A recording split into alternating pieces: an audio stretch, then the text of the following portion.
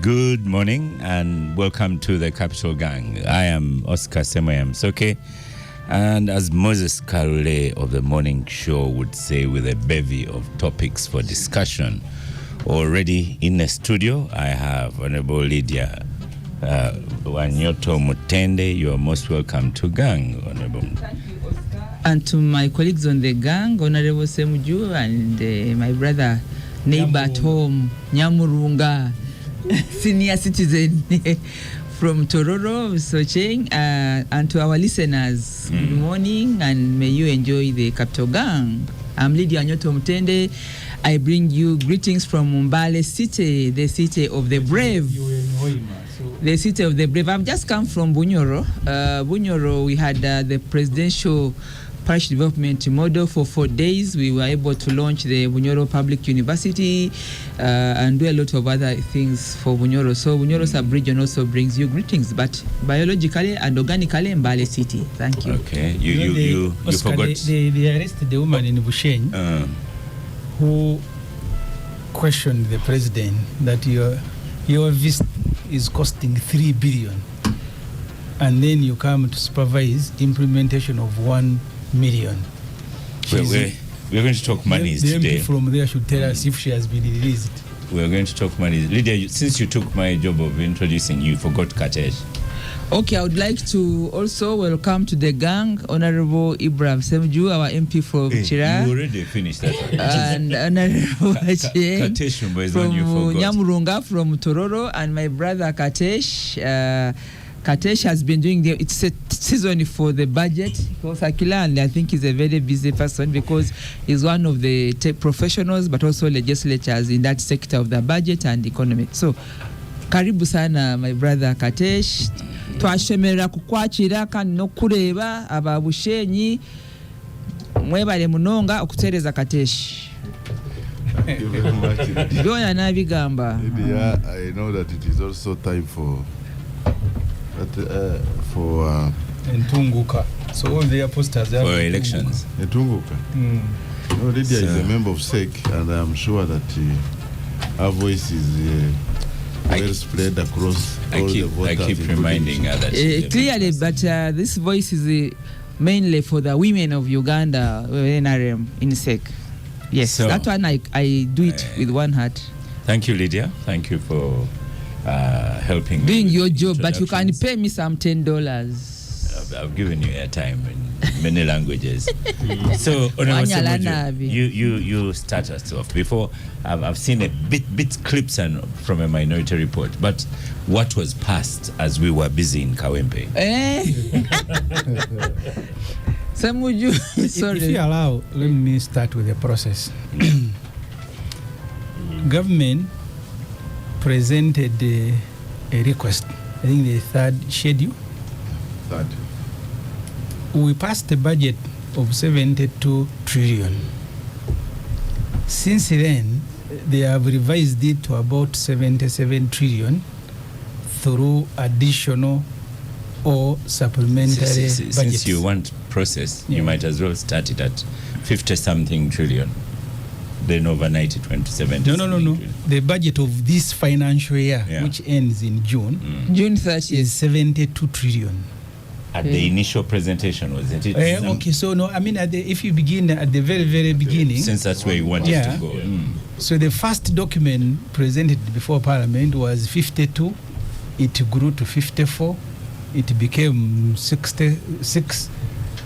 That's why when I was making my earlier presentation, I said this was the most chaotic budgeting process in the modern history. The reason I wanted you to go back to the 51 is to show that this is not unprecedented, because even the growth from 50 to 72 took a couple of days. It is, Oscar, if you want to go back, because there are some stages. When you are at those stages, you don't introduce bigger figures because already scrutiny has been done. You just make a few changes. But throughout this process up to today, they just present figures. Yet when you read the law, says the budget must be based on sound microeconomic forecasts. It's not speculation. But let me leave that and come to the question you've asked, Oscar. So the budget they have brought 3 requests that have brought it to about 77. The last one of 4.1 trillion, which Parliament passed, was tabled in Parliament at lunchtime. Was it on Wednesday? Lunchtime? Yes, which is 2. It was brought back the following day at lunchtime. The committee on budget, the chairperson was indisposed, was not there. The vice was not picking his calls. Kate Shumba became the chair. How irregularly he became the chair? Because the rules are very clear. When both of them are not available, you can choose a member. You came to the committee late. But Kate Shumba became the chair, controversial. So the self-styled chair of the budget committee. The good thing he's here in person. Processed that 4.1 trillion in a record time. The people he had invited, I'm not even sure that he invited them because there was no time to invite anyone. But it was a syndicate. They just brought themselves, and Kate Shumba did very well. He was matching them one after another, even before they introducing themselves. So he said, "You are from agriculture. What is your request? Thank you very much. Go away. Now, energy seat. What is your name? Go away." Well, that approved. So that's what happened in the committee. So in the end, Oscar, we have over 700 billion in that supplementary for buying out UMEME. Very controversial.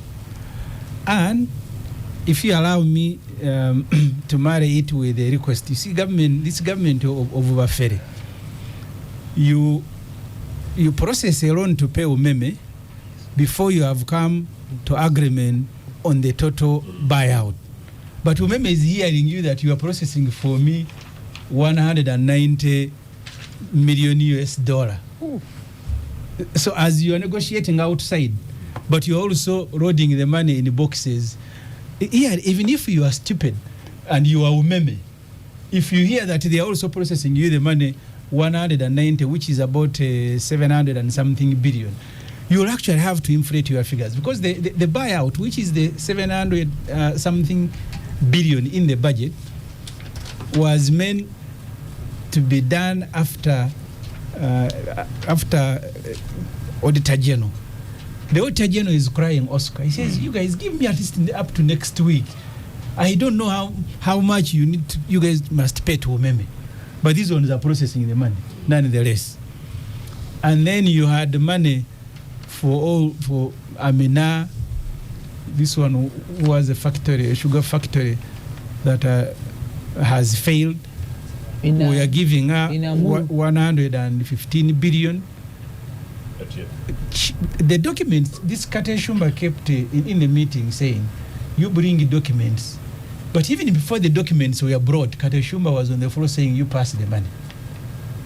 The one who was demanding for this factory, you bring the documents. Because, Oscar, that particular factory of Tiak, so far we have invested over 660 billion shilling. We have 40 shares. Amina, who has invested 122 billion, has 40 shares. And that's our representation on the board. But even that smaller representation, she doesn't allow them to work. So you run a factory where government has invested taxpayers' money, 660 billion. The so-called investor has invested 122, but on the board, she is 60%, we are still 40%. And you go to other private intervention that the president has made, including this one of the coffee factory in Ntungam. We are now over 122 billion. We asked these fellows, "Do we have shares in these companies where you are sinking money?" They said, no, we are still negotiating. The same problem we had with the Magora. We have given Magora over 700 billion. We asked them, "You guys, why don't you acquire shares? Do you know the value of the company?" They said, "We don't know, we are still valuing," but they are sinking in money. So this supplementary, and then Mr. Museveni at his residence, because people think that a residence is a public institution. That residence is in the law, the Presidential Emoluments, Vice President and Prime Minister's Act. It is like any other privilege. It's like a salary that when you have a president, you will give him a residence. But he turned it into a public institution. He came demanding for 360-something billion. So far, this financial, even before the year ends, we have spent 1 trillion shilling on the residence of Mr. Museveni and his wife because the children have grown and they have left. 1 trillion shilling. And Museveni has learned how to beat the system. When you bring the money and it is costed, this one is for travel, for this, they will question it. Now he comes under classified. So we have given Mr. Museveni 600 billion for classified at his residence. Oscar, this is what is important. This money we are borrowing to buy out UMEME, the $190 million US. That loan is a loan of, I think the duration is about 6 years. Stambik, the profit for Stambik, the interest is $34 million US. I hope you are listening to me, Oscar. 35 million US dollar is the interest that Stambik is charging government, borrowing money to buy out UMEME. So really, the mafias, because they have been, you cannot say the mafias have taken over the state, but I think the mafias no longer care. Yeah. They no longer listen to anyone, and they have overrun their own MPs. These Kate Shumbas, they are behaving like I don't know, let me not use the very strong word. So, yes. So that's where we are. A request was brought at lunchtime, like today, the following day, it was brought back. They passed it. We made enough noise. They were not listening. And after that, I think they said, you MPs, you can go for recess. Okay. Honorable Katesh Shumba. Katesh. He's got a right to reply. Well, he could first give us the facts, because Honorable Semoju has been rambling. So let's go slowly over Semoju's rambling. So, what was passed? Semoju is a very interesting. What was passed is not. You don't begin by Semoju. You have submitted. Allow me, because I know I know your problem. Number one, are we concerned about supplementary budgets? Yes. And have we? But Katesh, you first help our listeners, and we start with the facts. What was passed in that 4 trillion budget? Okay, this is what I'm trying to do. And if you give me an opportunity and interrupted like Semuju, then I can be able to explain and our listeners understand.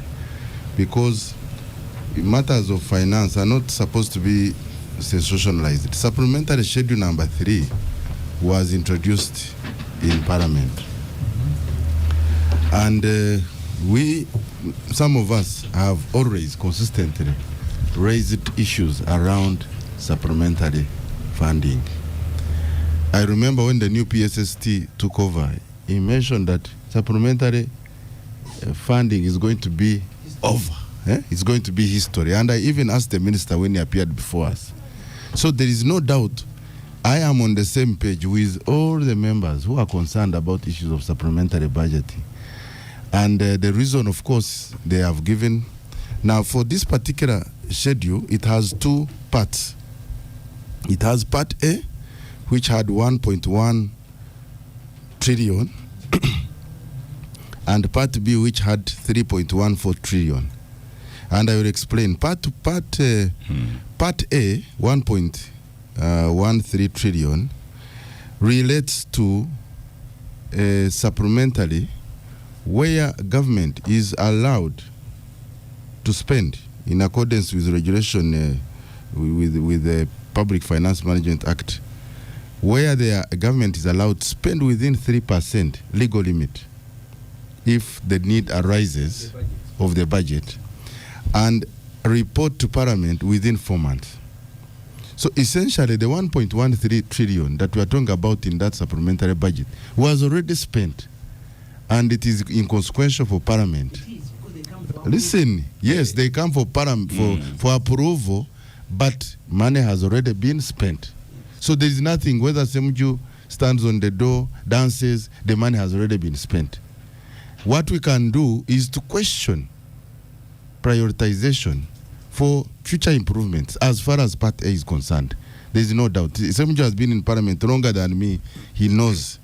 Part B is where the government comes to Parliament, asks for supplementary funding, and they are authorized to spend when we have approved. And that Part B is also governed by regulations under the PFMA. For example, one of the key considerations... What is PFMA? The Public Finance Management Act. Okay. One of the key considerations is that some of these supplementary expenditure, items should have been and should be unavoidable or should unforeseen. So there are several tests within the Public Finance Management Act against which we have to test the components of the budget, the votes that they have brought. Now, Honorable Semuju is a member of the committee. He came late and phoned when we had already started. So the process of appointing me to chair the committee had taken place before he came. That one has to go on record. Listen, so you have no right to question and say that it was self-styled, because a budget committee is a top-notch committee of Parliament. You just don't just go and chair it. You must have capacity to be able to chair, and that's why efficiently we did the job that he's complaining about. Because I have to also explain that he actively participated. He was seated next to me. If you check the camera, he actively participated. Only that towards the end, where he's saying that you asked for documents and people have not brought, he ran out to go and do minority. He told me that I'm going to prepare my minority, because the rate at which you are going, I see you guys are going to be ready for the floor. So I said, it's okay, you go and prepare your minority, and he gave me a notice. And when I read my report, I informed the House that I have a member who has a minority, and I invited him to present after my word. So it is not fair to say that processes were not followed, documents were not brought, because you left to prepare a minority. We continued with the meeting, justifications were brought, and afterwards we had our internal meeting, those who signed the majority report. Okay. So now, finally. Not finally. Yeah, because I want to pick out... You have done the politicking. So now I want to pick out the facts. The facts. In the 4 trillion. Now, in the 4 trillion, there are things which first of all, there is money that is going to the local government. One of the reasons that supplementary... Katesh, I'm trying to help the listeners. Start with 4 trillion. How much is for local government? So I just want to give you... No, you first tell us. Because you and Semuju, you are not telling us. Local governments, for example, there is 76 billion. Okay. That money is going for implementation of local government growth support strategy, and of course the political leaders facilitation. There is money that goes to various local governments that arises out of extra revenue projected. You see, when a municipality like Chira presents its budget at the beginning of the year, they will project to collect, say, 100. Yeah, I'm just picking an example of the nearest. That's why. Okay, that's why I'm giving. That's why I'm giving an example. Then 3. So when the municipality like Chira projects collect 100 billion, the ceiling will be within, it will be commensurate with the projections. Now, if they are efficient. They have a very efficient MP. They organize and they collect more. No, you all do oversight. You do oversight. So they exceed their target, and you project 200. They will write to the minister requesting for supplementary. So there is that category. You have defense. Defense requested for about 47 trillion. That is on. I just have to look at the different parts. For operational shortfalls, you had 166 billion for ECOP. Yeah. ECOP is the East Africa Crude Pipeline. our financing component. This pipeline is ongoing. There is no way government would default on its commitment. You have Uganda Heart Institute. They got external funding, and they needed 158 billion. You have the National Council of Sports, and here, Akibua and Hoima Stadium. Now, government, when they were planning for these stadiums, because we must be ready to host the AFCON, the project was negotiated through pre-financing.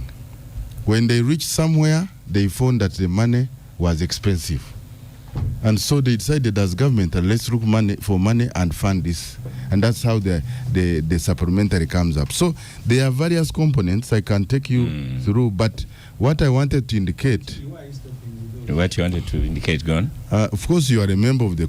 you read our report. You can. No one has had him on the No, you see, Semju must be handled. Now... I like that. Yes, because, he sensationalizes and comes up with a minority that focuses only on the personality of the president. But we were on track. We were on track, you listing where... you're the only one on microphone. Go yes, on. But... How much was it in there for UMEME? Semju is very clever, but he misuses his cleverness. But you're also now being very clever. No, I must be able pointing out what to read out and what not. So how much in there was for UMEME? How much was for coffee? There was an issue of UMEME, I think 100 and I'm just trying to 725 billion. Yeah, 700 billion. Okay. That has been a crisis because we have up to 31st March to pay UMEME. Okay. Failure of which the first penalty I think is over 70 billion. And that supplementary was preceded by a discussion in Parliament, and I know my colleague here, Honorable Katun, to give very good guidance on this matter. There are mistakes which were made on UMEME, but we cannot make further mistakes as Parliament because it is more cost and pain to the people of Uganda. 60 billion was to fund Inspire Africa. You had money for Chirudo Hospital. First this one, the 60 billion for Inspire Africa. Yes. For completion of standards and certifications. The issue of Inspire Africa, we are by the way, we are all in consensus as a committee that government must regularize their investment in some of these private entities. We had the same with Atiak. We have had the same with Atiak is 115 billion. We have had the same with paid to Atiak Sugar Factory. With Rocco, we have had the same with 67 billion for a coffee value addition park. We gave government a period of time to come up with agreements that define the relationship between government and these investments, because you are putting in money on behalf of the people of Uganda, and as representatives of the people, we need to know, for example, what is the shareholding, what is the roadmap profitability, what is the strategic interest in having this investment done. So justifications were given about the need for coffee value addition, etc. But as Parliament and as a committee, we are in unison to request and require government to lay on table agreements and MOUs that define the relationship between these two companies and others where they have done investments. And most of us have recommended that rather than coming with piecemeal, let us have a policy where even if tomorrow, Oscar wants to do a very nice investment international school, that you can actually go through this to get the funding. By Lakeside Chigo. Yes. So, so in my opinion, conclude. In conclusion, yes, we were very efficient and dealt with all the issues. All the accounting officers were given an opportunity. Like I mentioned, Honorable Semju could have come late. But there are others where, like he mentioned the one of agriculture, anti-tick. People are going to produce anti-tick vaccine. We have been struggling with ticks in this country. We have spent a lot of money importing. So why would we not, when the researchers have reached the point where they must do mass production so that we protect our cattle in Karamoja, in wherever, why would we not, as Parliament of Uganda, support government on that measure? And then, of course, demand that going forward in future, like now we are going into ministerial, we are in the budgeting process, government must prioritize properly so that we don't have to go through this over and over again. Thank you. No, there's so many people on the table. Okay. Yeah, you see, Kateshumba, who appointed himself, in his opening remarks, he said none of these items qualify under the law because they are all not unforeseen. That's what he said. You are not around. He has even repeated it. When I was opening. So where did you get the remark? You can pretend. Okay, you say you didn't say. But Katesh, you came late in the committee. Katesh, that's what you have said here. And as you well, sat next to that me. you don't like supplementary budgets. So we continue. I think you're nearly saying the same thing, but you're arguing it's the politics of you two. We don't like. No. Parliament and say you pass this thing, but Honorable Semuju, he has said the same thing as you. Yeah. So Lydia, do you think you'd better commend me because I've probably done a better job than Katesh and Semuju in listing what was the actual monies? But the supplementary budget has come in, and you now know the detail. Your opinion? Well, the supplementary budget is constitutional, it's legal. I think what Parliament does is to see whether or not it meets the expectation of the standards under the justification, because they have to justify why it comes as supplementary and not part of the normal budgeting cycle. And they've been haggling around why they need to plan and budget so that supplementary comes as an unforeseen priority. So that's the debate. And because I'm not a member of Parliament, I'm just like you. I will always listen. No, you are more powerful than me. You are sick. But I'm not a member of Parliament, and this is the mandate of members of Parliament. So it's up. We listen to them when they put up a good case on these priorities, because a supplementary only qualifies when it's really unforeseen and it's of their need and it's urgent. So that has been the debate on the table, and that's why it's a lawful process in Parliament. Now, the figures you have mentioned, if the committee processed, actually it was procedure, it went to the committee, it was processed and it was passed. Now, whom am I to say to the contrary? Yeah, I hear you. Joseph. Joseph Otieno. Katesh has spelled out both not the amounts, but the politics of the thing. 3.1 is acceptable because it's within the rules of Parliament, that 3.1 trillion, but it needed approval from... Oscar. Yes. Oscar. You see, government is allowed to spend 3% of the budget. Right. And then seek, we can call it ratification. Yes. But and even that 3% is conditional. You spend it on items that are unforeseen, that you cannot postpone to the next budget.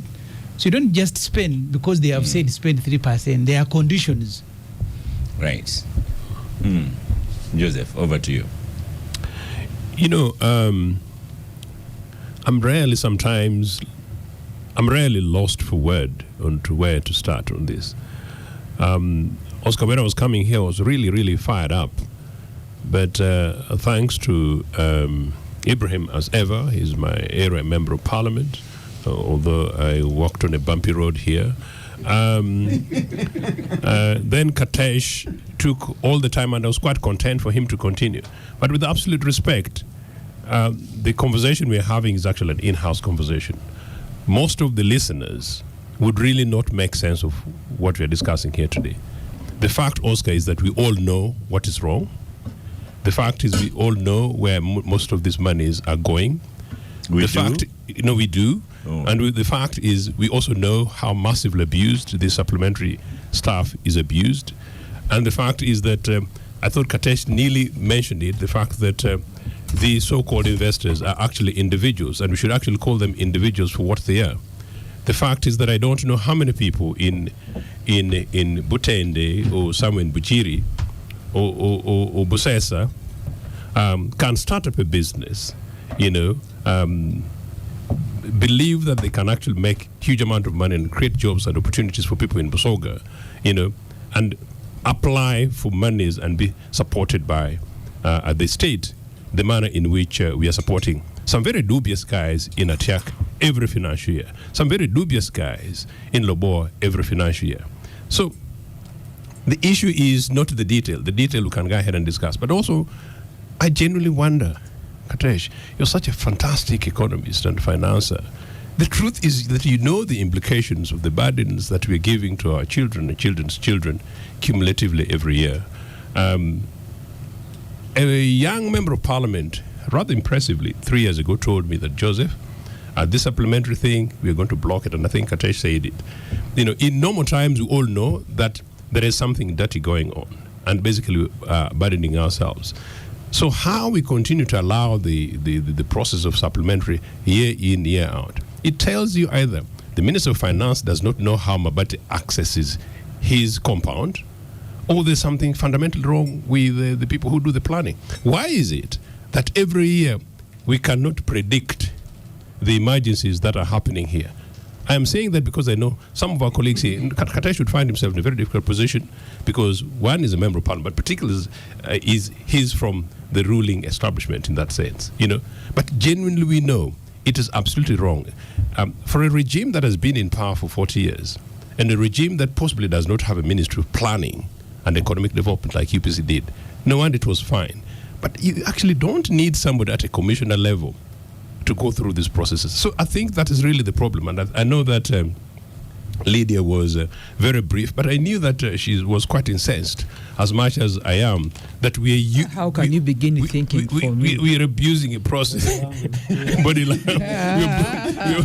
We're abusing a process. But no, I'm not saying in such a manner that would put you in a difficult situation in SEC.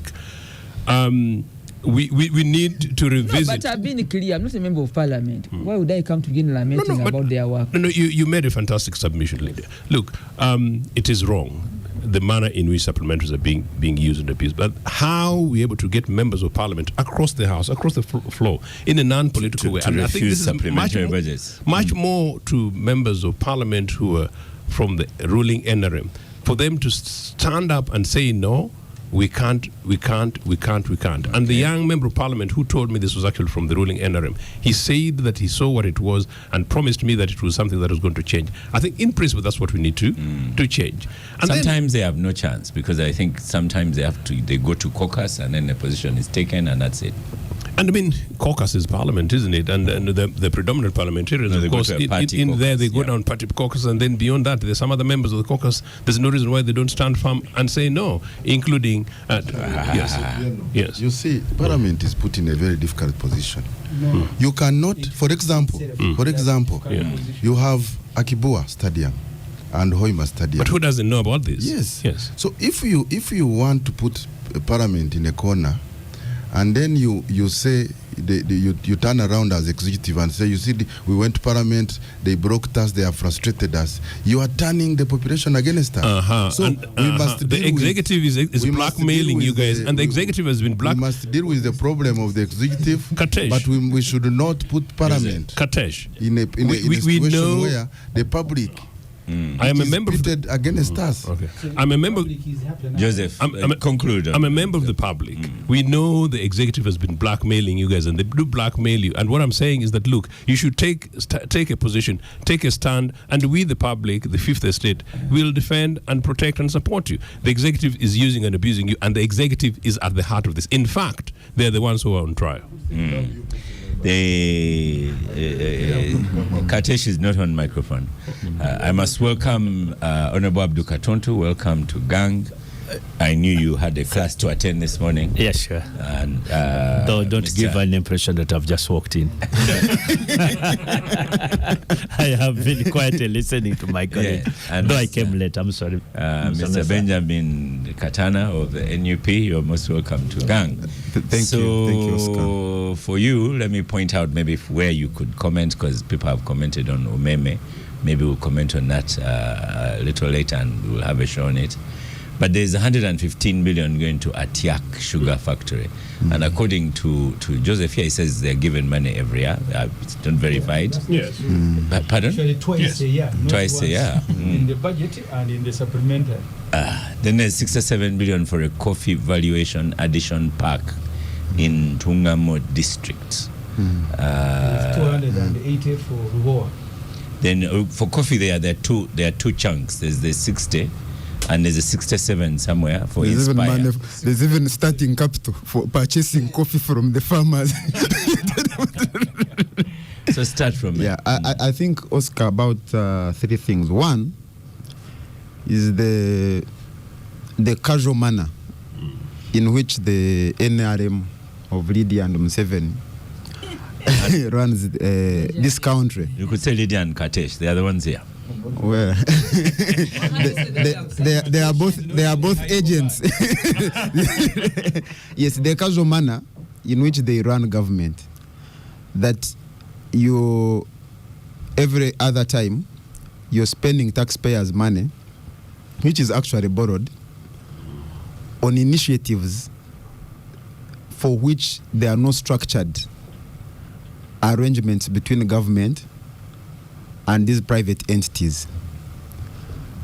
Because earlier on they were talking about absence of documents, and that there's a recommendation that the relationship should be formalized. But I think, how do you negotiate when you have already invested money in an entity? What is your negotiating power? You have already given this person money.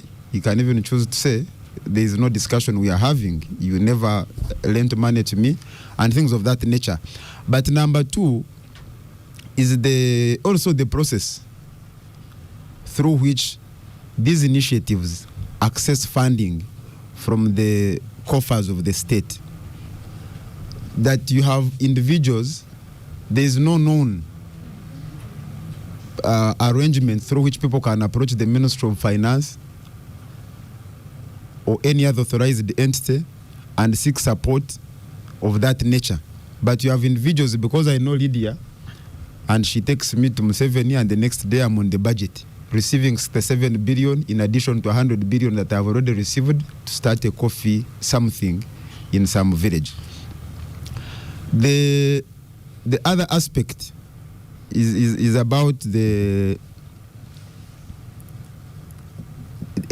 this money.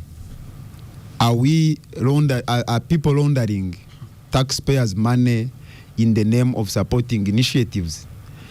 Because, for example, at Yak Sugar, it has become a bottomless pit. Every other time, there is a budgeting process, there is a supplementary budget, they are receiving money, but where are the results?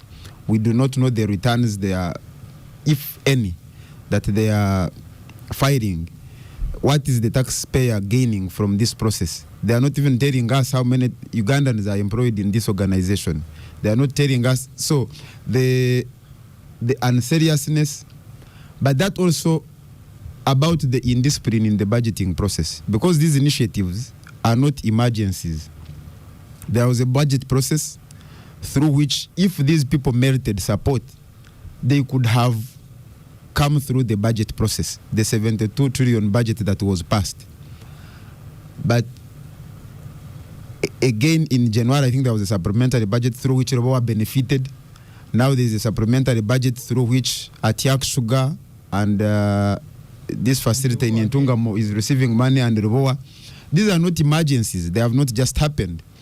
So if indeed they merited support, but again it speaks to the irregular processes. Maybe that time they had not gained audience. Now they have gained audience, and then they find themselves on. But the role of Parliament in this whole process, while Parliament does not want to look ugly, Parliament must realize that this is not a popularity contest between the executive and Parliament. Parliament has a duty to scrutinize. It has a duty to check the excesses of the executive. So now, by rubber stamping what is irregular, they may be trying not to be painted in in a bad way by the executive, like some people here were once termed as enemies for as dangerous mushrooms for talking about the irregularities in some processes. But at the end of the day, you are putting the country in a very dangerous spot. And even when the UMEME thing that you talked about, it is also not so different. The irregular and unserious manner in which it is being handled. For example, the relevant authority, I think, had put the figure to $127 million US. Now, Parliament has approved $190 million US. Where is the balance going? But you remember, even when UMEME was getting this contract, the concession, there were also irregularities. There were questions about how figures were arrived at. And I think you remember the individuals who had been involved in running of the state enterprise, involved in the negotiations. Now we are the ones running UMEME. The lack of transparency in these processes sometimes are the basis upon which us citizens come to a conclusion that the people tasked with the responsibility of executing these affairs may be our beneficiaries. There are several letters, and even Honorable Kateshi has talked about mistakes made. I also followed the debate on the floor of Parliament. They were talking about mistakes made. There was a letter also written by Museveni some time back talking about mistakes made in the negotiations. But you see, these things cannot be talked about casually. That in the processes of granting concession to UMEME, there were mistakes. But who was responsible? What action was taken against this person for whom now the people of Uganda are borrowing money and all sorts of things to make sure that the mistakes of an individual who is not mentioned, who is not reprimanded, and the people of Uganda are paying dearly. And I think you're about to tell me to stop. Yes. But when you look, for example, now that government is borrowing money, for example, from Stanbic Bank to buy out UMEME, this has a ripple effect because now we are competing with the government of Uganda in borrowing from the local market. The implication is that it's going to have an impact on the interest on the interest rate, the cost of capital, which affects the business environment because now we are competing with the government to borrow from these commercial banks. It has an implication on the interest rate, which affects businesses. So the thinking process, the lack of seriousness that the people who run the economy have exhibited leaves a lot to be desired. And I think our parliament, I'm glad we have 3 members of parliament here and a more senior person here in the ruling party, that they need to know that what they talk about casual as mistakes, they are very costly. Uganda now is indebted to a tune of about, I think, 107 trillion, if you're excluding the local areas. Now, this money is going to be paid by us, by our grandchildren, and I know even when the minister was making a presentation in Parliament, he made reference to the petroleum fund. There are countries that have borrowed heavily, pledging the debts to oil revenues. Even when oil revenues have come, they have not helped the problem. In Ghana, they are struggling with the debt burden even when they have oil. So even in Uganda, while Ugandans are anticipating the flow of oil, with the debts that we are acquiring on a daily, by the time that income comes, it may not be very useful to us other than paying the debts. Okay. Honorable Katuntu, you're on microphone. A lot has been said, but just one thing that Benjamin talks about here is how do I get onto that list? How can I be an Atiak Sugar Factory? Go and knock on Proto 1 Uganda. And you'll get on the list. Yes. Yeah. So that's how Ntungamo Park gets and Inspire Coffee gets theirs. You see, and I'm sure to access Proto 1, there is somebody within this room who can help you to. Yeah. Lydia is sick. One person, I don't want to say. He can help you to knock on Proto 1. But on that very point, before I go to the substance of today's conversation, some time back when I was chairperson of an accountability committee, there was a controversial payment, or the so-called golden hand. We did a little bit of investigation. We actually met President Museveni, and I remember expressed our concern that the way he was managing funds that were not budgeted for we were very uncomfortable with it. One, because ordinarily the president should be spending money that has been provided for him in the budget.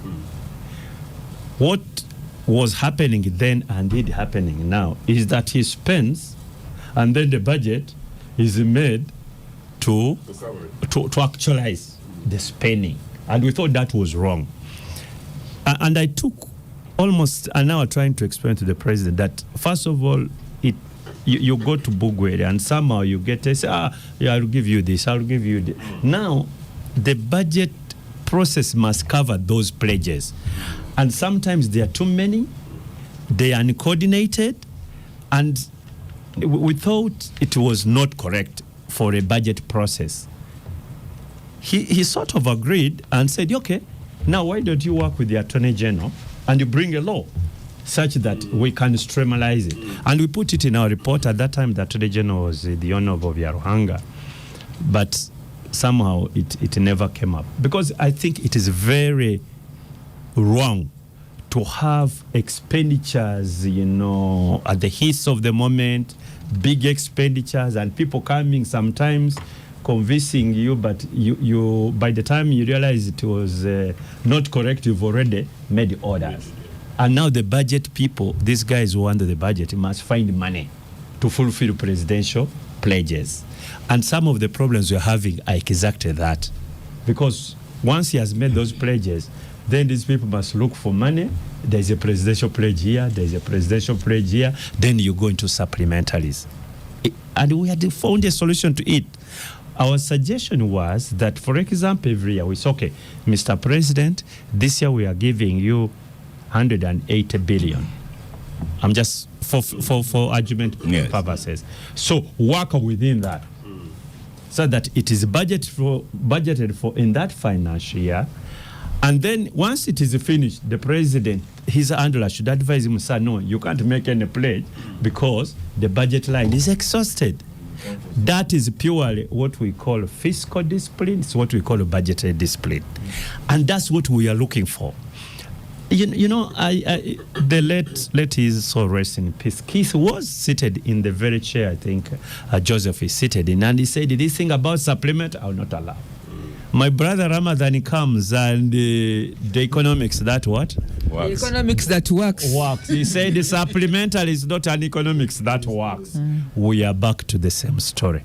In, year out. We need a real paradigm shift to go to the basics and have a proper budgetary process. You see, what the law provides under the Public Finance Management Act is supplementary should only be unforeseen, but also unavoidable. Because you see, you could have genuine unforeseen and unavoidable needs. Therefore, you need money. But what has happened today is that many foreseen and many avoidable are finding themselves in the what? In the budget. I think that's the biggest point, Oscar, before you go into 1 shilling here, 1 shilling there.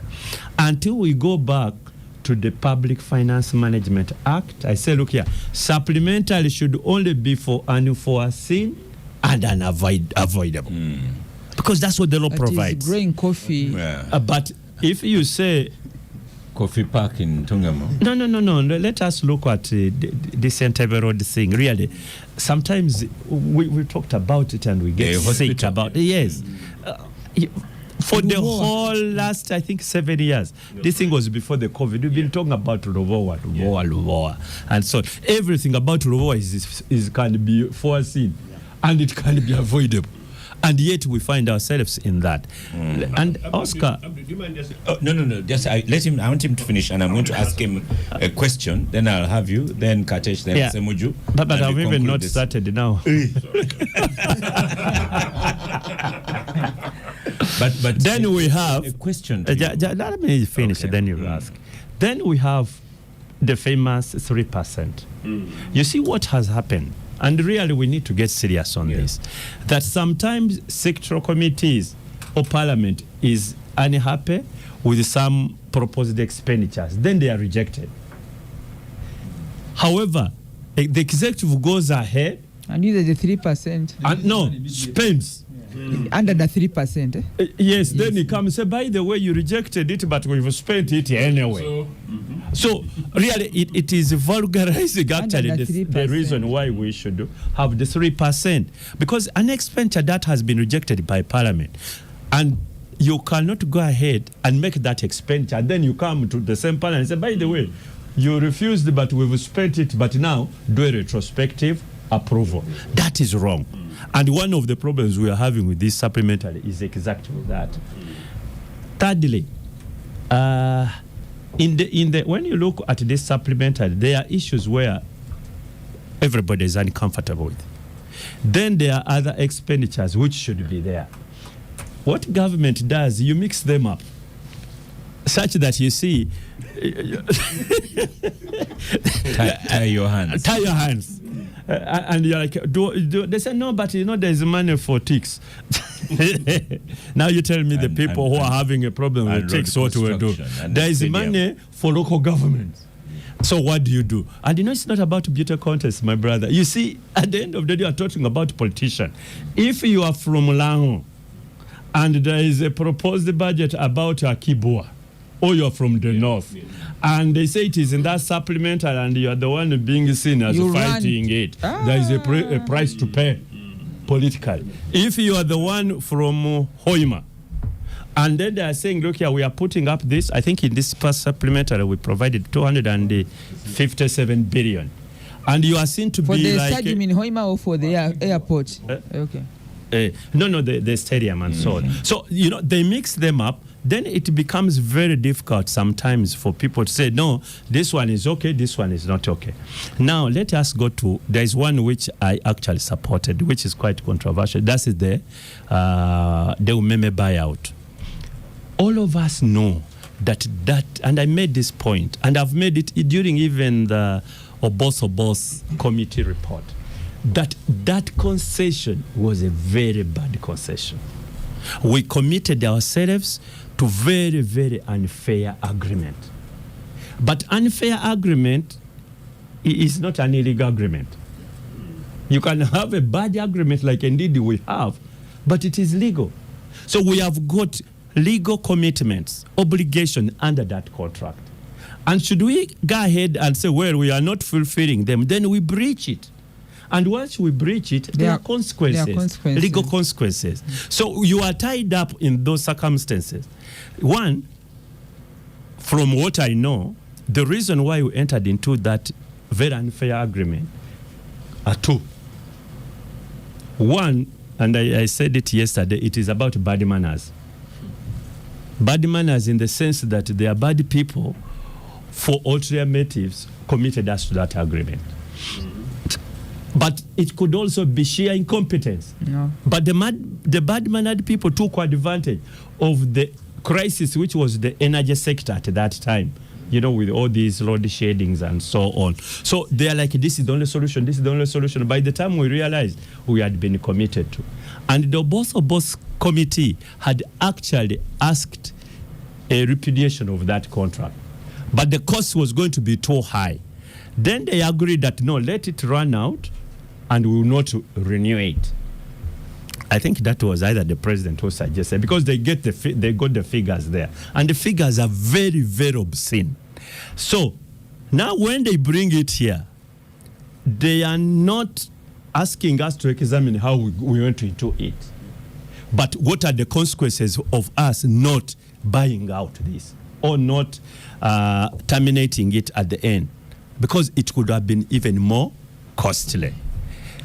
That does not take away the debate, which everybody is talking about, that we entered into a very bad agreement. And then, two, we should have foreseen that we are going to have this concession coming to at the end of March.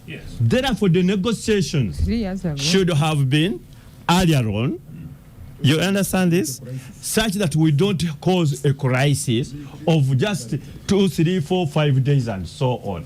Because if we had done, then what Donald Ibrahim Semuju and many others are raising would have been conversed upon. We should have discussed it. Say, look here, let us have this Auditor General, REA report, and so on. What is the exact amount? And to start putting monies aside. Something like that. Now, we are put in a situation of you either get what we call a rock and a hard place. You have to pay it, or if you don't pay, this is what happens.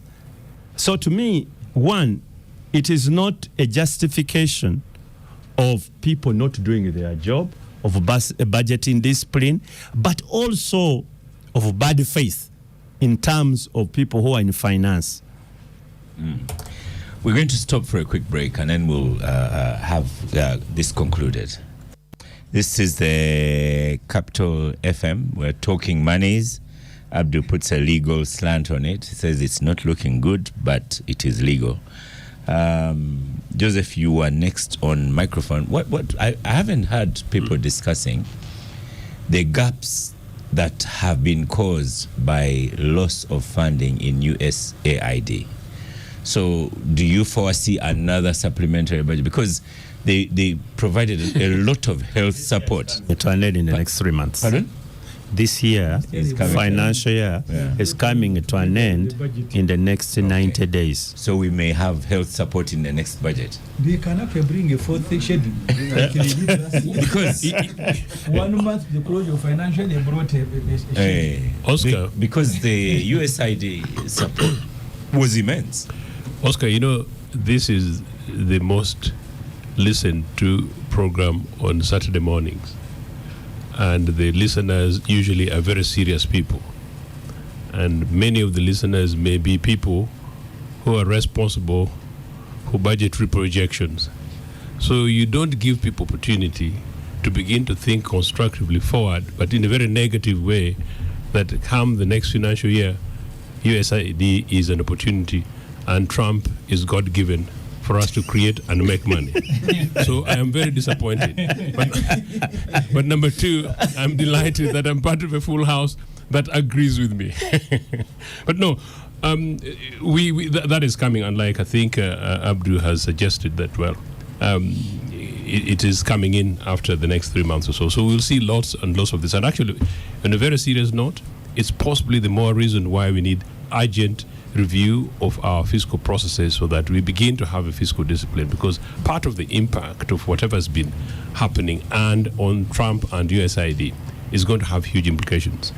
Number two, already the unspoken about are the fact that in the last 6 weeks, 6 weekends, I have spent 5 attending various burials, and of those, nearly 80% are directly as a result of medical negligence, or basically failure by health facilities to provide some very basics. I'll not go to the list of some of them. And they're very hurtful, they're very terrible. Now, our health sector at the moment, even with the backing of donor money, is in a very terrible state. I don't know what it's going to be like when the flags get really, really rolled off. So it's the more reason why we should stop playing around with public money. But in any case, mine was really a quick interjection to Abdu. You know, these so-called Museveni pledges, we can actually give him free advice. It's actually okay politically, and I'm a political advisor, it's actually okay to say that we hear you the people of Bugweri.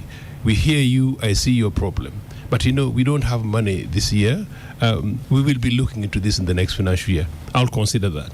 Maybe over the next 2-3 years. It is actually possible to say that, and you look actually genuinely good, particularly if in 2-3 years, if you don't become a liar like many of these guys are liars about, like Nagongera Road, you know, that you'll meet your staff.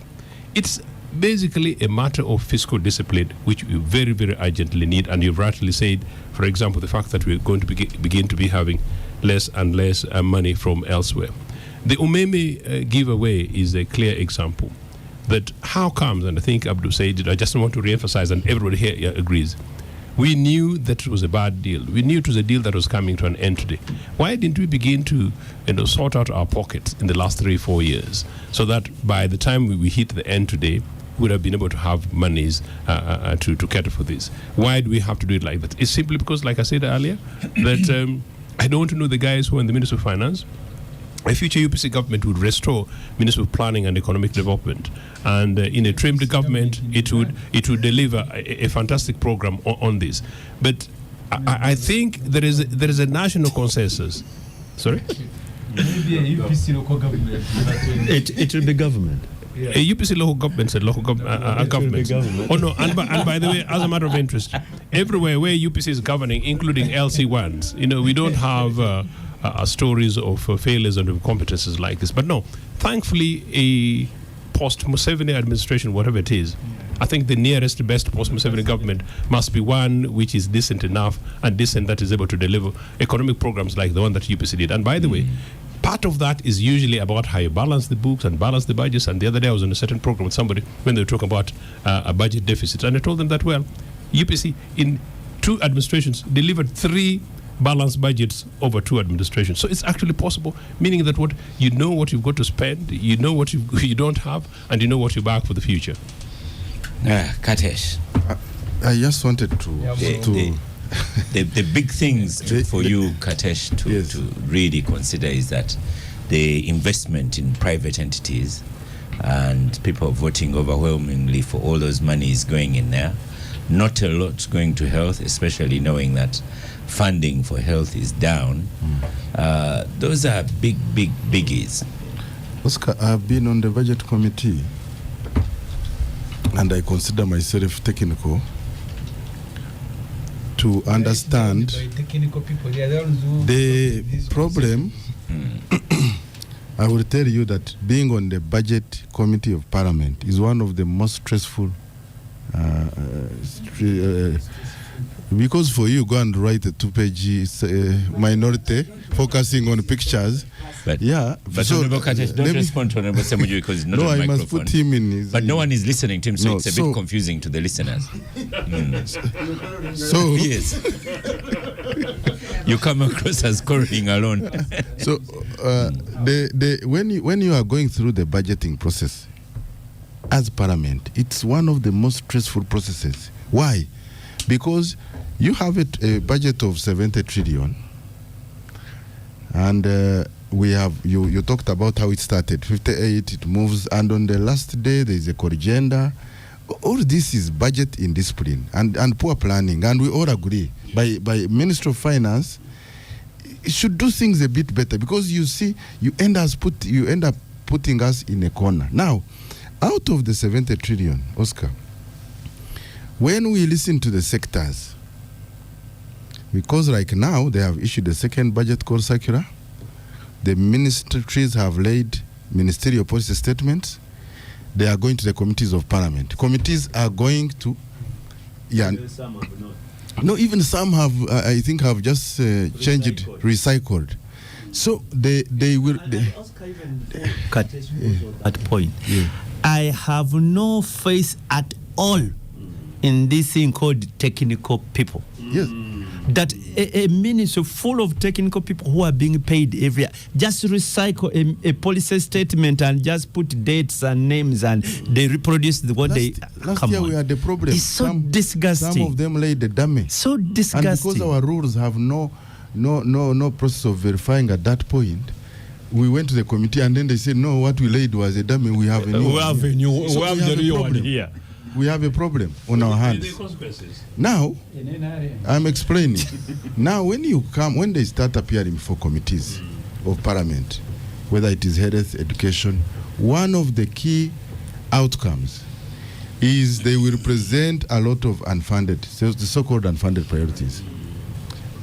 Last year, I think we had a total unfunded priorities of over 22 trillion. And each of these committees will now appear before the budget committee to table their lamentations. And some of the things you see are really key priorities. And because you have little room to adjust the budget is passed, but you have a lot of unfunded priorities, perhaps in health, perhaps in education. And then you start the year. What happens? First schedule of supplementary, it comes. How can wage be unforeseen? You know, these are the questions we ask. So it's not that we are not asking these questions. We ask questions. There is a promise for people to improve, but the rate of improvement is maybe 1%, 0.1%, and this is the challenge we have as a country, and we must talk about it. So we challenge the Ministry of Finance and government to be very clear. You should not have a crisis, and then you come to Parliament with a wage in a supplementary, and you expect that Katesh will say, do not send money to Sema municipality for wage, and I stand on the floor of Parliament and oppose it. Wage is what?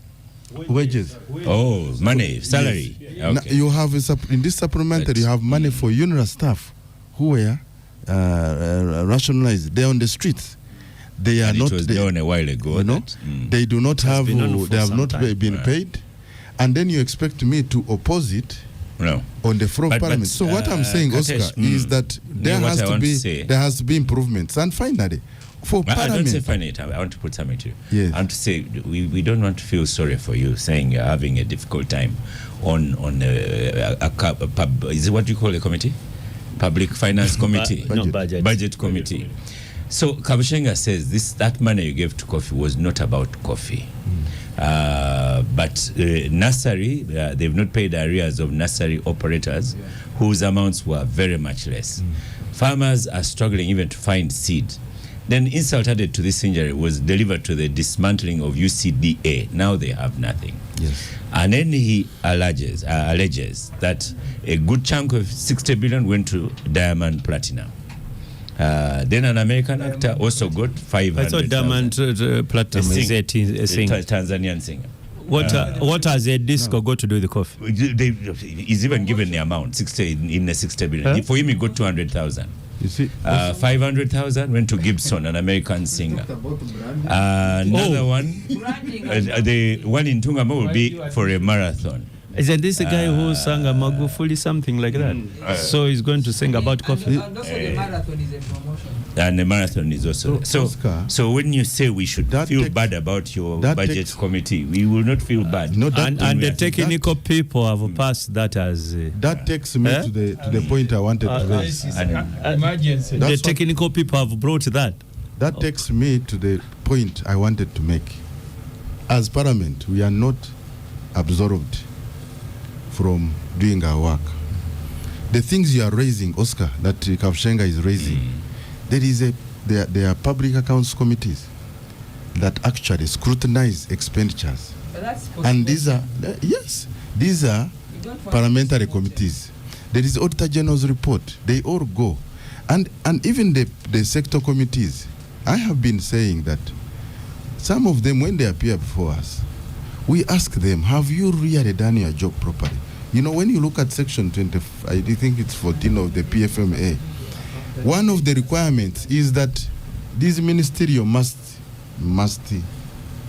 contain annual procurement plans, recruitment plans, cash flow projections. Some of these committees, I don't think they go into depth to actually find out this money, even this one which is funded, not the unfunded priority, how well is it going to be absorbed, so that we actually all collectively improve on the planning. Okay. But for the accountability, I think as a committee of budget, while we do our part, we also expect now the accountability committees. I saw even the opposition visiting Boa Hospital. They came and tabled the report. We should now be They were not allowed. No, but they have visited. I think I saw Senyon saying he visited Atiak. They have come up with reports. Atiak is not Luboa. No, Atiaka they did. So in one of the requirements under PFMA is that there should be the policy statement should indicate how they have implemented parliamentary resolutions. So Okay. some of these oversight reports should be an input into the budgeting process, and we should not compromise that process. We should be able, everybody should do his part. Thank you, Katesh. When I say hopefully Semuju will be last on this one, I really mean hopefully. In conclusion on this topic, Honorable Semuju, and No, I really mean don't hope. hopefully. Please, it should be really hopefully. Please. that we shall conclude. And Semuju, to promise that you will bring up something on feel that the health gaps due to the loss of USAID. But as health committee, health sector, is that the budget for the gaps? Are we just speaking out of sympathy, concern? No, we because we know the gaps are there. Katesh, have they modeled what the gaps and brought them to Parliament or a cabinet decision? We've not yet looked at their, but they have brought it. Let's look at it and see whether they have. At this rate, we may go to SEC. Because we shouldn't preempt that. At this rate, we may go to SEC to get them to do it. You see, Oscar, Yeah. let me begin with UMEME briefly. There is nobody in Parliament who are saying don't buy out UMEME. But there are questions. First, the Electricity Regulatory Authority that was responsible for recording investments made by UMEME said in a report they had recorded only $127 million. The Auditor General was supposed even to verify that. The Auditor General says, I am not ready. But the NRM government is quoting and processing $190 million. The reports before, because two committees of Parliament said don't approve this matter until the following are done. The UMEME guys were even claiming substations for which we borrowed the money. They were saying we are the ones who invested in them. There was supposed to have been an escrow account where they were putting excess money. They raided it and removed it. All these issues are not answered. The trouble is that the MPs, especially NRM MPs, have accepted to be blackmailed. When Finance brought Pineti, they said we signed the contract, but Pineti was supposed to construct that hospital in 40-80 months. It is now going to a decade. How comes it is us who are paying penalties and Pineti cannot pay? Even if you see now some structures coming up, are they really worth 700 billion, the structures that are there? Because so far now, this supplementary will make the money invested in 700 billion. When you take, no, now there is work. But work must commensurate to the amount of money that you are putting there. The Magora was the same story. They said Equity Bank is about to take over the pharmaceutical. And we said, you guys, have you valued it? So that when you put in 700 billion, you will know you're acquiring so much shareholding. They said, there is a crisis. The Equity Bank is taking over. Up to today, we don't know the value of that company. The one that was valued over ATIAC was valued at 200 and something billion, for which the investor, Amina, has invested in 122 billion. Government keeps, you see, the agreement they have signed, Oscar, you're blaming the ones. What they do these days, no, we are now putting money in mechanization. We should be the one buying equipment. We should be the one who, because the latest money is for Amina to take water from Karuma to the factory. He said, you invest there. So at the end of the day, at the end of the day, as long as you have Museveni in the State House, you're going to blame one regime of technical people after another. Because you cannot say the ones who signed the UMEME are bad. The ones who signed the ATIAC are bad. The ones who signed the Pineti are bad. The ones who signed the Magora are bad. Are you going to import the angels to be the ones signing for you contracts and negotiating them? Understand that these things are negotiated by Museveni. They are thrown like this Parliament. Look at Katuni. He says, Katesh, that where is the stress?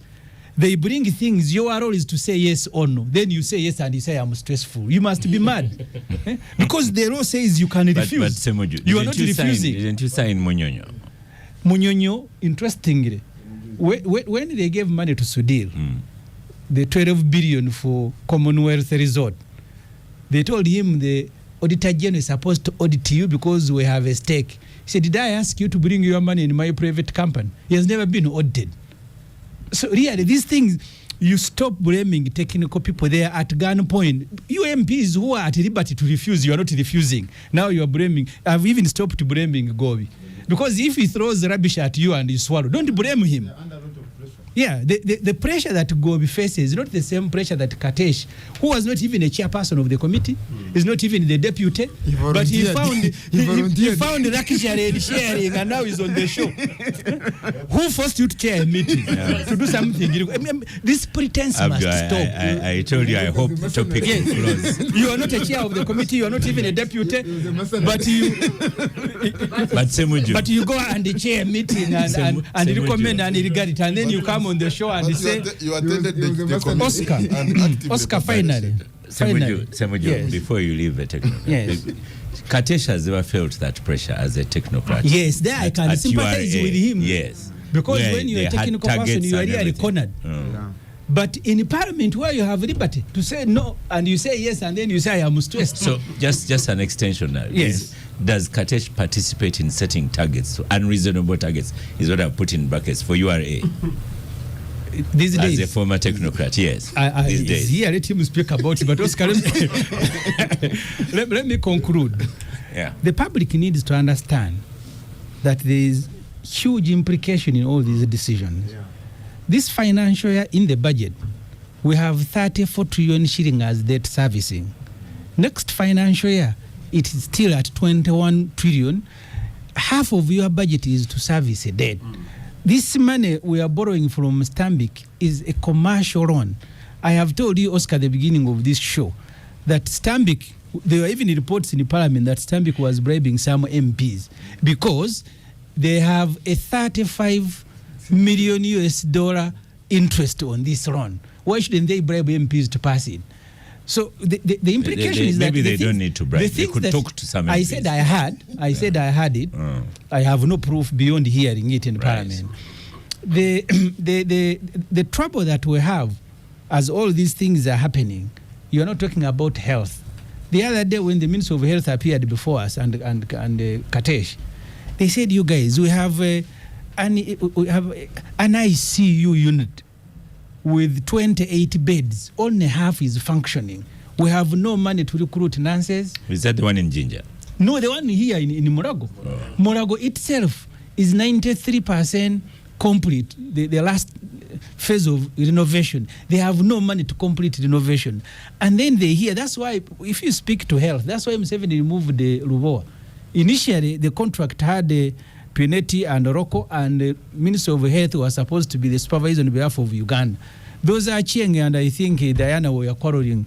That's why in the latest story in the Monitor, they asked Diana and she said this money they have put in is enough to finish. But the agreement is 1.4 trillion. But she's forewarning you that actually the money so far sunk there is enough to complete that project. But they said you are Cheng and Diana, you have Rugezigezi. Now it is Nabanja supervising Robo. And she's very happy. She walks to Parliament and says, haven't you seen the building? Things are okay. You throw away technical people. Yes. You are the shadow minister of shadow cabinet minister. Yes. For the 2 years you have been around, I have not seen you table alternative statements. No. Because you see, Semuju. No, you ask the question. Yes. I have not seen you. You know, some of these things you talk, you sensationalize, but actually, when it comes to the content that you present as alternatives, it is all around, around the, personalities around State House. Beyond that, there is no. What is the alternative? Because you don't listen. Because even this I have week, been with you even in this, the committee. Even this week, I have presented an alternative policy for finance. If you don't read, I am not responsible for your ignorance of these documents. They are in the library. You can pick them. They are not there. There is no content. Your content is about. But you said they are not there. And now you are saying they are. So anyway, Katesh, finish off. This does not absolve you of your responsibility of taking over. We are both members of Parliament. You have been there longer than me. Yes. So what have you done to improve? And I thought you would be a good addition. I am actually shocked. No, because I thought you would be good company. With your skills, you will be a good addition. But see how you are messing Definitely, I am a very up. Even the chairperson. When I said I hope it will end. Even the chairperson of the Committee of Budget and Deputy cannot chair a meeting like a chair. So the rest you put in your conclusion. So the issue of health, Oscar, you will have no money to finance the priorities if your budget is to finance the debt, is to pay Pineti, is to pay Museveni and his wife and his brother. Can you imagine in the budget, Saleh, the one we are processing, Saleh has 22 billion for Operation Wealth Creation that they closed, that he will be supervising a parish model. So these guys are just sharing money in the budget because tomorrow you will not accuse them of stealing when you are the ones processing the money. Right. The budget of health in Uganda, 80% of our budget is donor funded. Any withdrawal is a crisis, and they know it, but they will not accept. So the figures you are asking, at the moment you cannot establish them because government wants to pretend that the Trump decisions have not affected Uganda, is above everybody.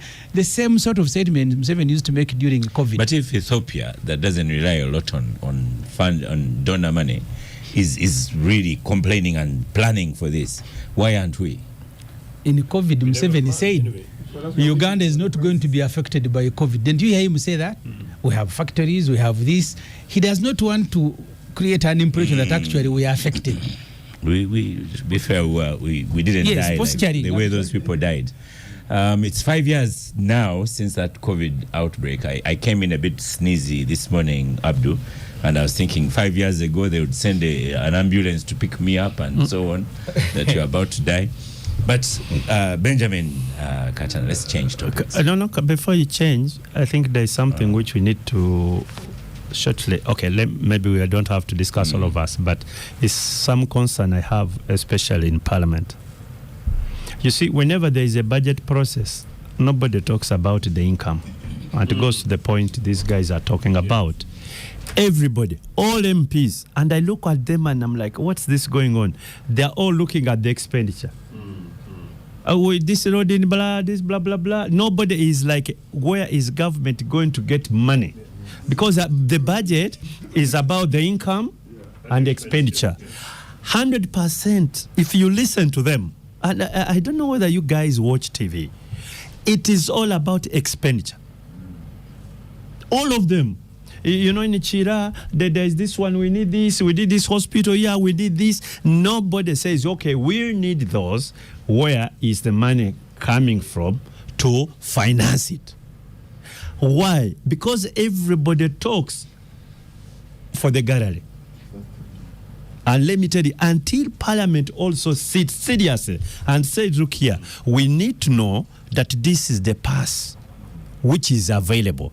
And therefore, our expenditure can be limited. But the pressures of everybody asking, and it has even now gone back to the common man, the Oscar Samuels of this world. All of them are talking about government yetuyambe. Government yetuyambe is about expenditure. We are not planning for the income. And so look here, this is what we have, and we can only spend within this means, brackets.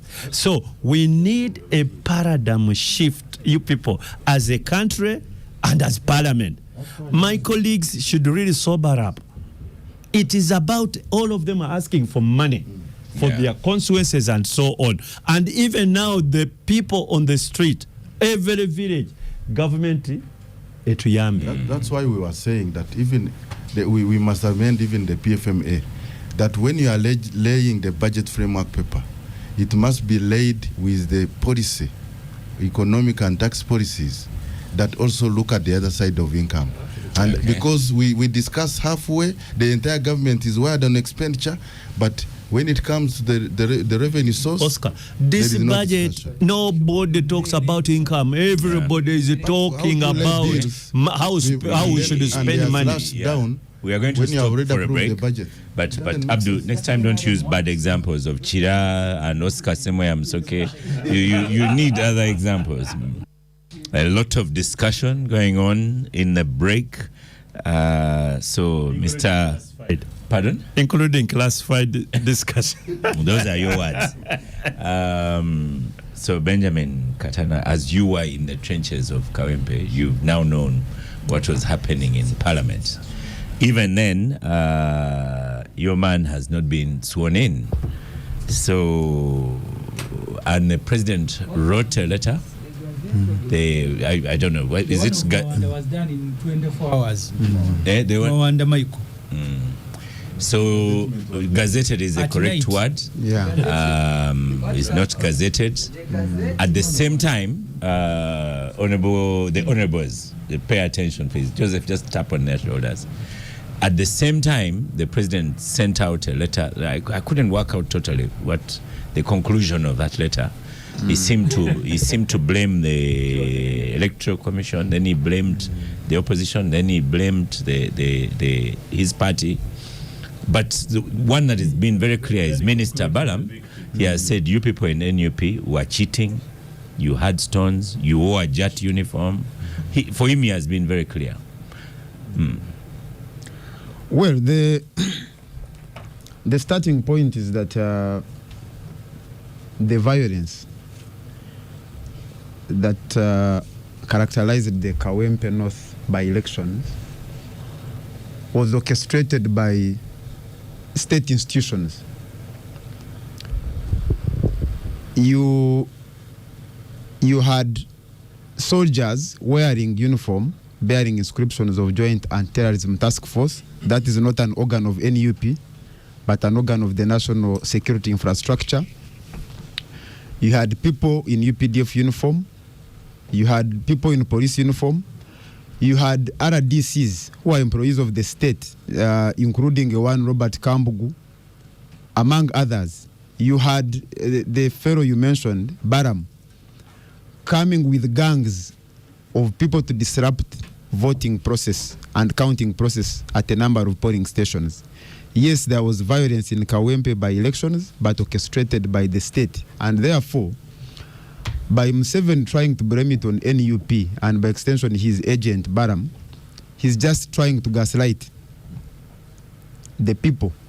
He's trying to manipulate the situation. He's the one responsible for the violence that took place in Kawempe. But because it did not deliver victory to him, he's trying to blame the victims, which has been his characteristic over time. There is a character in Runyankore called Nkwite Nkuyajire, the one who will kill you and be the first to deliver condolences. That is a character in which he has excelled. Nkwite Nkuyajire, the person who will kill you and be the first to offer condolences. So even that letter, it squarely falls within the parameters of that character.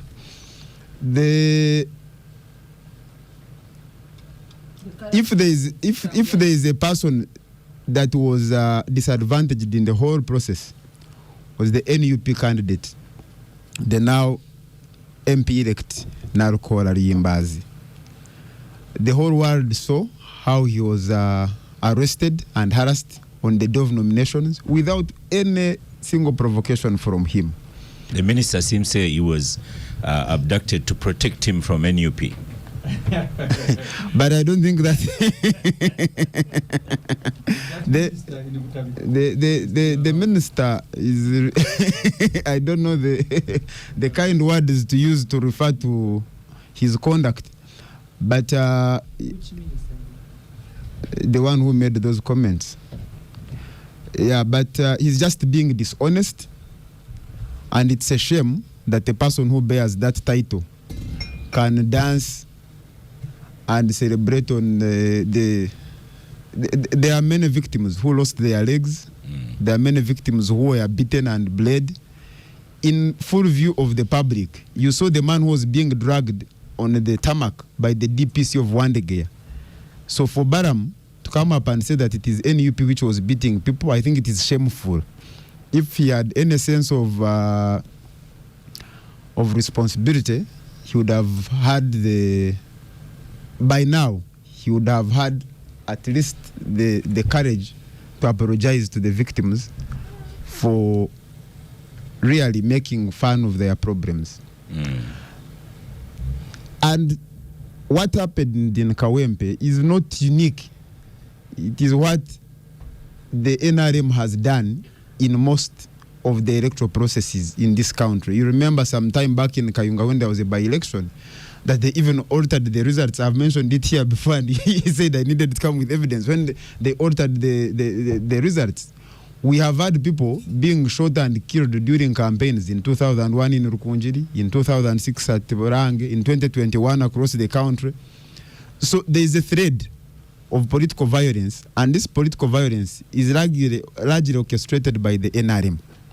So for the NRM to try to manipulate the reality, and wouldn't say that they are ashamed of the conduct, because if they were ashamed, then they would walk away from it. They are not ashamed, but they think that they can be able to manipulate the population to believe that this was done by another party. But as luck would have it, the results turned out to return Narco as the winner. Ideally, by now, he should have been gazetted, which would be followed by swearing in. And examples have been given of people who have voted for and gazetting done within 24 hours. To date, he has not been gazetted.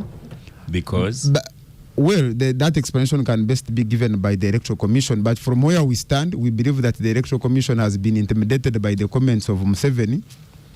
And as such, they are still trying to figure out a way through which they can avoid gazetting him. But the beauty is that once the Electoral Commission has declared the person, then it is functus official. It has nothing to do with the results other than gazetting. If there is anybody who is aggrieved by the results, there is a recourse to court, but also that recourse is subsequent to the person being gazetted. Okay. So I think the only thing they can do now is delay the process. And the NRM being what it is, they can even delay it up to 2026. It wouldn't be surprising. Just a final one, 2 Yes. minutes from you. What lessons does NUP take from all this exercise? Well, the lessons are several, but one of them is that resistance is the only antidote to repression. That the people of Kawempe resisted that repression, resisted the might of the regime.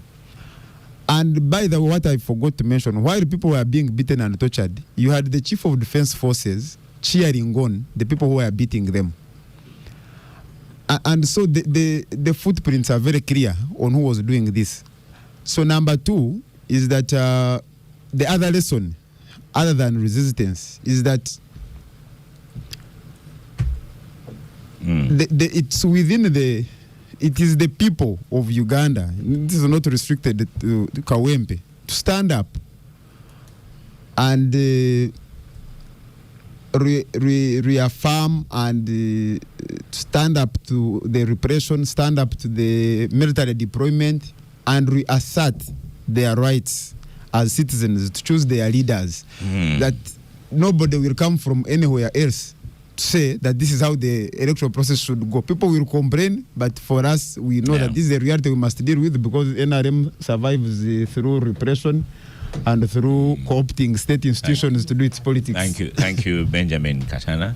Joseph, I gave Benjamin a bit more time since it's NUP. But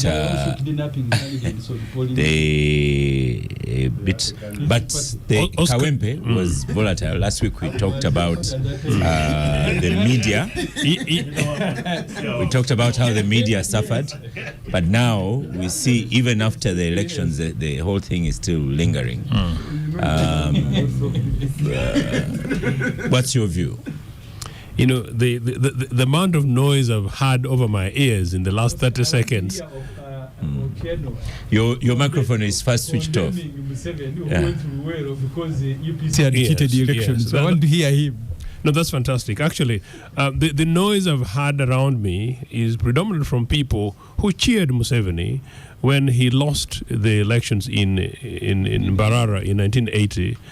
A friend of mine yesterday told me something very interesting, that Museveni is still recovering from the loss of elections in 1980. He came third there, was absolutely rejected and defeated by a DP brother-in-law of his in Sam Kutesa. So since then, the guy has not come to terms. So when it comes to elections, the guy begins to panic. That alone may be the only thing that can explain the mess that we saw at Kawempe, which is absolutely unacceptable. But that said, I think the people of Uganda must be very lucky that Mr. Museveni is suggesting this time that because after beating up the people for Kawempe, he is suggesting that they're going to go to court rather than going to the bush.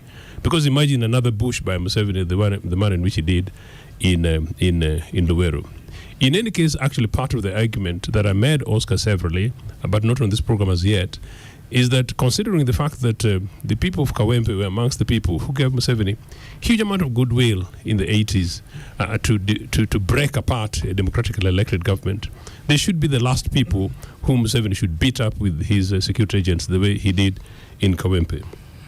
I think what must be condemned really is the manner in which the brutality in Kawempe seemed to target journalists. I think it's unacceptable, and I think as part of this conversation, just like we're discussing the early ones, I think Ugandans need to rally around and we should be able to say that no, violence is unacceptable, but targeting the fourth estate in a very deliberate way, the manner in which they did, with today perhaps nearly 20 journalists injured, is completely unacceptable. People have been promised promotion. And the beaters of these journalists have been promised. Okay, in any case, Benjamin Katana talked about the CDF is waiting for Semuju in Parliament. The CDF is waiting for Semuju Bambi to beat him up in Parliament. Semuju and for the record, Semuju also happens to be a journalist, but I think it's something that must be condemned. I think on trial here very quickly is the Electoral Commission that we sort of not been addressing. Where is Justice Byambakama? He is the person who should have been responsible for everything else, including inviting security services. Did he invite these crooked-looking guys, these mean-looking guys who were beating up people in Kawempe or not? And if he didn't, how did these people come in? Unless he's going to say, like Adaga said, that she didn't know how these people entered Parliament. Okay. I think after what we've gone through as a country, we should be able to deserve slightly more and better. Honorable Semuju. You see, when you raised the point of Nalukola not into Parliament yet, what response did you get?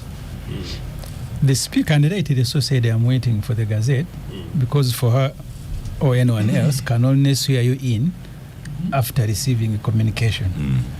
But the reason it's not that I didn't know, but I wanted I wanted the Parliament to be aware that they facilitated the swearing in of Honorable Mawanda, who is now in Pirao of Mozika in Rugaba, in 24 hours after election. Why? Because they wanted numbers for the removal of age limit. So as soon as Mawanda was declared a winner, the Gazette, I think, was done in the night. The following morning, he was sworn in.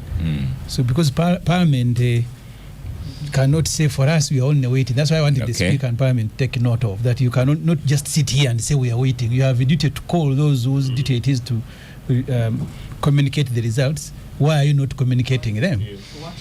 But Oscar, the Kawempe people need to understand how NRM works. In the Kawempe, I have seen of Pondo today in the Saturday New Vision. Very angry of Pondo, saying it's condemning NRM for what they did in Kawempe and what they continue to do. And Ofono Pondo says the turn-up was 18%. The turn-up in Kawempe. The intention of the architecture of this, Oscar, their intention was, if you go and brutalize people, the opposition will not turn up. But they thought they exaggerated the NRM presence in Kawempe. They said maybe we have about 20,000 people. So if you beat the opposition and they all don't come up and our 20 turn up, we will win. Only to discover, and I said that when Tango Doi declared that they had registered 18 million people. Because there was a time Museveni got a 0 vote in northern Uganda. And he continued quarreling. Where did the NRM structure go? Because they have 30 per village, but also the person they deployed as Museveni's agent also didn't vote for Museveni. So in Kawempe, they knew that when you turn away people and they don't come, because Oscar, for the first time since Museveni became a president, I have never seen a member at a polling station. I have never. they come and beat people. But really, deploying armored vehicles at a polling station is gone very far. So you are asking Katana, what are the lessons? Where we are going, by the way, Oscar. And that's why I said you need to understand how the NRM works. When they came to remove us from Parliament for age limit, I was not on the list that Kadaga had read, but I was the first to be removed and beaten. I later asked, because we are friends who are in NRM, but also people in security, people who've gone to school together. They told me you have been abusing us, so your crime was not related to what Kadaga was reading. So we came for you, so the Kavio was a very good opportunity. So Noop in Kawempe, they were not targeting only elections. They are the vendetta and Muhoz. That's why I don't even think he's bothered whether Narukora won or not. His was to go and beat Nupia. He said, I will kill you, I will kill Chaguranyi, I will kill Edimutu, I will kill everybody. So some of the journalists, so the deployment, and exactly the journalists. So his deployment in Kawempe of SFC and Major Kutes and others had nothing to do with the election. But he was looking, and actually I'm told they felt very bad. You guys, they thought you would be in red to make it very easy to identify you. But on polling day, people were not in red. So they are now descending on everybody. Thank you, Honorable. So that is one leg, and preparing for election, you must know that they may come to influence the results. That is one group. Another one will come to settle other scores. Thank you. Abdul, Joseph here says that the Electoral Commission has not spoken out, that the chair, Justice Biabakama, has not. Is it within his mandate to speak out? Yes, because you see, under the Constitution, he's supposed to organize a free and fair elections. That's a constitutional requirement. And if the elections, in his opinion, are not free and fair, he should be able to speak out for purposes not necessarily to reverse what has gone on in Kawempe, but at least for future elections. So look, these are the sort of thing we as the people who are charged with this responsibility of organizing the election expect the stakeholders to do. But the biggest speaking he has, because he announced the winner. Because to me, that's the biggest. He could have had the other options, not legal options, but other options. Because I know of somebody, I don't want to say on air, but let me give the facts, others may know, who said he went to the returning officer, said, announce me, then leave the rest to me. Yes, and that happened. And he was eventually even sworn in as a member of parliament, blah, blah, blah. I will stop at that point because I could have gone further than that. So the credit to just Simon Biabakama is actually he announced what everybody thinks, including myself, that he was the winner. I was watching 2 days ago a program on the NBS. Is it called Frontline? And I was the one which Semuju appears on. He wasn't there. And Honorable Mbide said one thing. He said, it is easy to steal a drum, but where to beat it from might be a problem. And it's as difficult to steal a lion, an elephant. If you steal an elephant, where do you keep it? So this sort of... so this really happened in Kawempe. Stealing this huge elephant, where are you going to keep it? It was going to be very difficult and so on. So, but the lighter side alone, all of us as Ugandans, we should pray for free and fair elections. Yeah, thank you. All of us, and I'm sure even those in this room, including Lydia here, my sister who is... you are the only female around. You are not ordinary. You are the only female around. Abdul, conclude on that one. Including my sister Lydia here. She should always crave for free and fair elections, because you wouldn't know when those sort of things will come and hit you And then don't be like the other fair. They came for this one, he wasn't there. They came for this one, he wasn't. And when they come, there would be nobody to put it. So, Katesh, Lydia, I'm saving your microphone for last. Katesh is on microphone. Yes. You know, Katesh, when Minister Balam says things like those people in Jatwa, NUP people and all, has anyone taken him seriously? First of all, for me, Has anyone taken him seriously? You begin with that. the question is mine. You know, His microphone is not on. Don't quarrel with him. High sounding, no content. First of all, for me, I condemn election violence. Whether it is our party responsible or anyone else, we do not want violence in election. It is very, very, very bad. What happened in Kawempe, I think what we can do as NRM, we should get over it and move on. First of all, do a diagnosis. We have our register indicates we have over 20,000 registered NRM members in Kawempe. We have only 8,000. We got only 8,593. Half the register. The question Which would seems be an improvement from the general the election. question would be, why are our people not turning up? Because if, for example, 90% maybe had turned up, would actually beat Narkora. But we have a register. The low turnout came, and partly probably for fear of violence. And was the register genuine? Of course, I don't work in the NRM secretariat, and maybe my sister here can. Yes, but you see, we're short of time. The major point also is that we are the one in power. If we are cheated,